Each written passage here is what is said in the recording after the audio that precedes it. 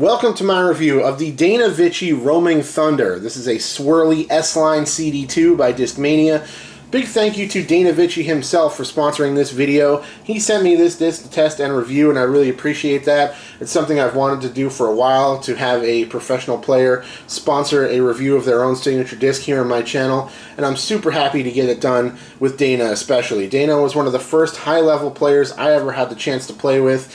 We played a practice round pre-Beaver State Fling many years ago. It was a very eye-opening experience to see a high-level professional and what they're able to do firsthand out there on the course. And every time I run into Dana, he's always a super nice guy. So happy to get this video out there. Thanks for watching. Let's get into it. Roaming Thunder. Discmania Signature Series Dana Vicich Swirly S-Line CD2. These Discmania Signature Series have big names, don't they? There's your lettering. It's a little bit hard to see the actual lines of the artwork because this thing is so sparkly, but hopefully you're getting an overall sense of it. It's definitely cool. I dig it. It's a good looking disc for sure. This one's not super swirly, but it's got a little bit of swirls going on to it. It's kind of muted gray, but you can see there's some color. There's some color kind of sneaking in around the rim here. That's a good looking disc overall for sure. 175 grams, and Dana personalized it. Hashtag Disc Golf Rich, which I love. It's a beautiful touch. First thing I noticed about this disc out of the box is that it feels really good. I really like the feel in the hand. It's very comfortable, and it's got a big pop top on it. A lot of heartbeat to this disc, and I think that is part of the reason why it's a relatively overstable run of CD2. So here you can see definitely big pop top dome on this one for sure. Taking a look at the rim profile, these flight numbers on this disc are 9, 5, -1, and 2. I'm not sure I agree with those for this particular run. Probably be closer to like a fade 3 or so, but it's not super far off for sure. Definitely big pop top, comfortable feel, no sharp edges, no real hot spots on this disc, not a very wide rim either. Just about anybody can get a nice comfortable grip on this disc, whether you have big hands or small hands, is not going to be a problem.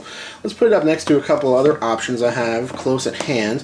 We have a Ricky Destroyer, also in Star Plastic, or S-Line for Discmania, Star Plastic for Innova. Of course, the Destroyer is going to be considerably different, faster and sharper and all that stuff, but it's a disc you might be familiar with, so I like to be able to compare that. Also, a disc that is actually quite similar in flight numbers and in flight from my initial testing based on the few throws I've put in with it so far is the Getaway by Dynamic Discs.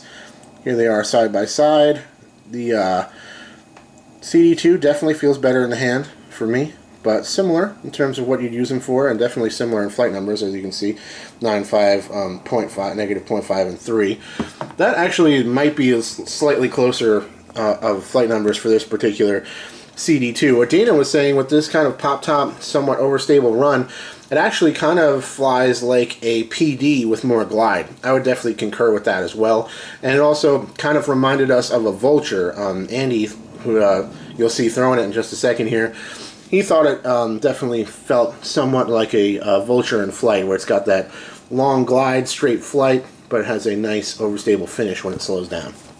So, great feel in the hand. I love the S-Line plastic, Star Plastic. It's one of the most classic premium plastics out there on the market, and it just continues to feel great all the time. Really grippy. I like how soft it is on the flight plate. It really inspires confidence. You can dig into it, and I love it. Great plastic type for sure. Let's talk about the flight of this thing. As I've referenced a couple of times, I think because of the pop-top dome, this ends up being a somewhat overstable run of CD2. It's definitely a disc that I don't get a ton of distance out of. It's more of a slight headwind or kind of sharp hyzer disc for me, or something I can flex, or just throw really hard and flat, get a straight flight out of it for the majority of the flight, and then have a strong fade once it slows down. You're going to see similar results from Andy in the field demos, although he throws a little bit harder, and he's getting a nice super straight flight out of this thing, but it always wants to seem to finish out and hook up at the end of the flight once it starts to slow down. So it's definitely a functional kind of workhorse disc that you can release on various angles, expect it to fade eventually, even if you kind of pull it over on anhyzer. It wants to work out, especially for me and my arm speed. I think this would probably be better suited for a little bit longer arms out there, faster arm speeds, more of a professional type arm, something you can throw real hard and flat and get a super straight flight out of it, and a nice fade and slow and hook up once it slows down.